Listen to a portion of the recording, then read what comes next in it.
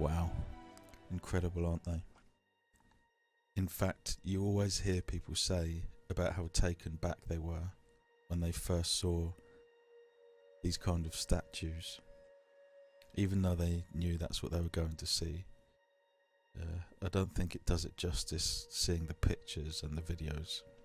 And there's some great videos out there that go into detail about how precise they are and how it's most likely that they were made by CNC machines. Uncharted X has great work on all of that.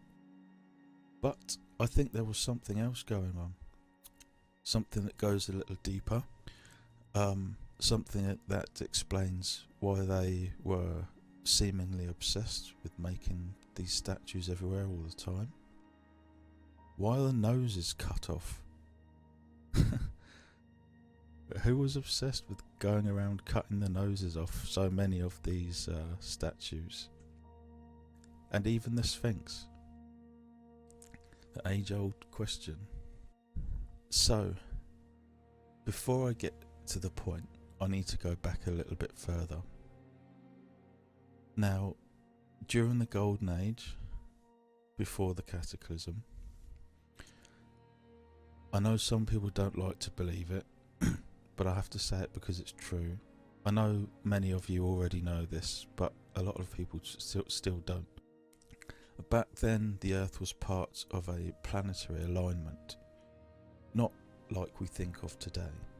I mean very close proximity alignment, a polar alignment. And these planets were so close that they were extremely large in the sky. So you had Earth, and then Mars, and then Venus, and then Saturn, and hidden behind it was Jupiter. It was the main focus of the sky, quite an awe-inspiring sight to see. So we know planets receive an electrical current from space, and it's these what are called Birkeland currents that come in from space.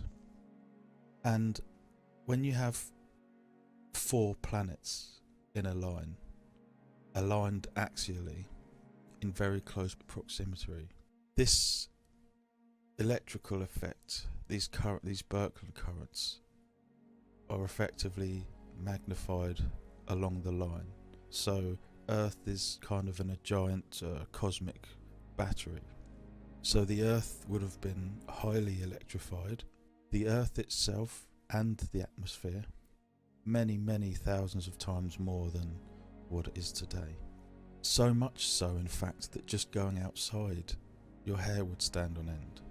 And these people had to wear headgear and headdresses and different hats and things just to go about their daily lives, to keep their hair out of the way.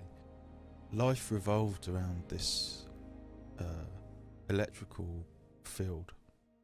So, what's the significance of that?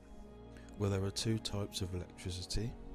You have bioelectricity, natural electricity, which carries information that is relative to life.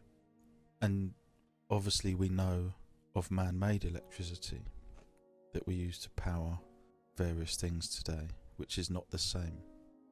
Our bodies use this electricity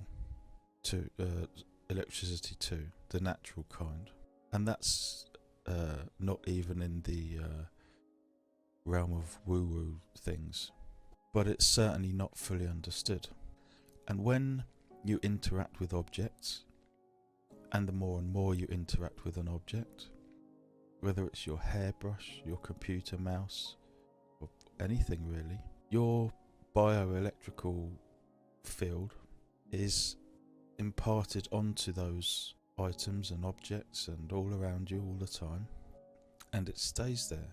It's a very weak amount, but some people are very sensitive to it, and if they touch or hold objects that belong to you, they can actually pick up this electrical field and tell you things about the person that owned it to a great degree of detail. We call these people psychics, and you have to be a very sensitive one, I would add, to be able to pick up on that. And in fact, these psychics have been used by the police many times to solve crimes, and even used in courts of law, despite the fact that it's not scientifically understood at all. If you imagine you're living in a world that is highly electrified, a world where everyone is psychic, to use that term, to an extreme degree, and telepathic. We know there was no written language before the cataclysm, and this is why, because they didn't need it. But that doesn't mean they didn't have anything that would resemble a book or a scribed tablet or something along those lines. Do you see where I'm going?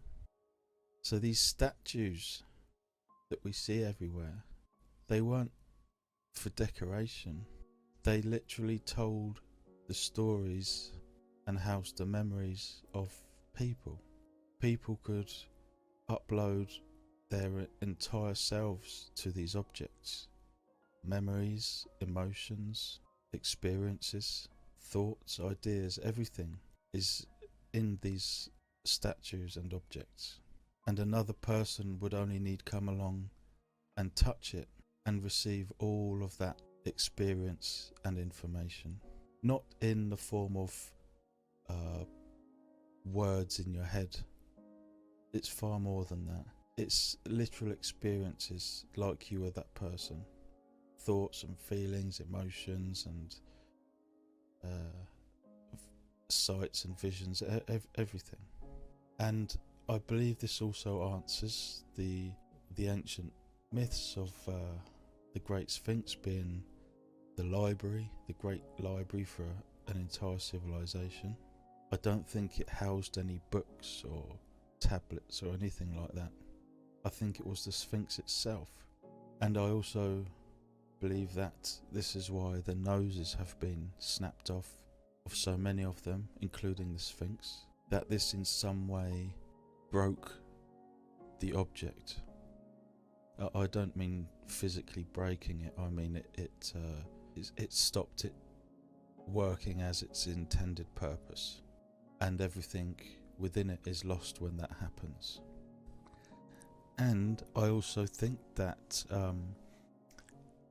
this explains so many of the strange depictions we see.